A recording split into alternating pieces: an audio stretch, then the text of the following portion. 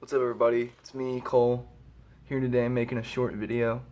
This is the first video on this channel, but this video are my thoughts on the right now happening Zimbabwe coup d'etat. Alright, so Zimbabwe has a long history. Well, it's got a short history as far as time goes, but it has a long history as far as what's happened, and it's just chocked full of events.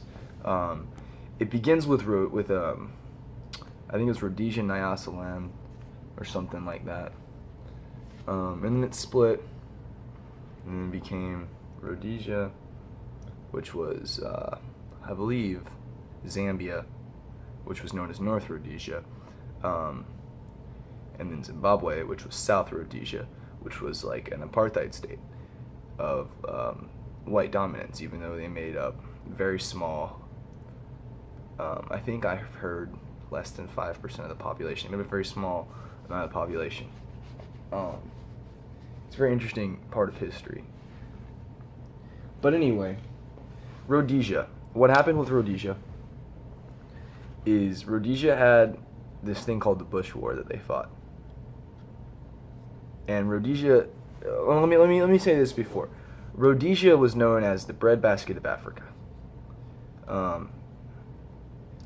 And they had thousands and thousands of European farmers, white farmers as they called them, and of course they were the people in this, like the primary citizens of Rhodesia, not necessarily Zimbabwe, but Rhodesia, South Rhodesia, not Rhodesia, Southern Rhodesia, which is named after Cecil Rhodes, but Southern Rhodesia fought the Bush War for many years against terrorist organizations. That was an interesting war, because both sides were kind of terrorists. But anyway, it ended peacefully with, I think, mediation from Britain, and it ended with, I think, a transfer in power where I believe it was something with a Z. Something Z something C was Mugabe's party. And anyway, they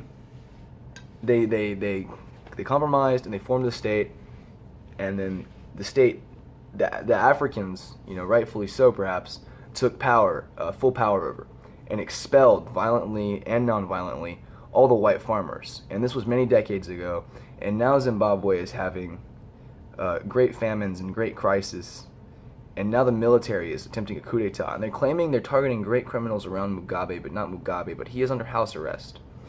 And Edrogan, they claimed they weren't targeting him at first, but it's known that they were targeting him during the Turkish coup that happened a few years ago, or maybe just a year ago.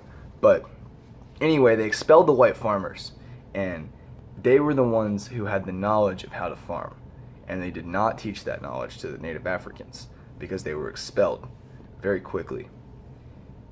And now that's hurt Zimbabwe very much in the long run. They've even asked them to come back, and of course they're not going to, because, well, why would, and this isn't even a matter of black and white, this is a matter of why would you return to somewhere where you were violently expelled from? For whatever reason. I'm not getting into that. But what I think might be happening is the military is seizing power so that the white farmers can return, because that would help them. What they did, the white farmers went to Zambia, or not Zambia, Malawi I think it is, and taught those farmers, the African farmers, how to farm. I think they want that to happen in Zimbabwe, and they've begged them to come back, but they won't. So I think the military is trying to seize power to make that happen. Thank you for watching.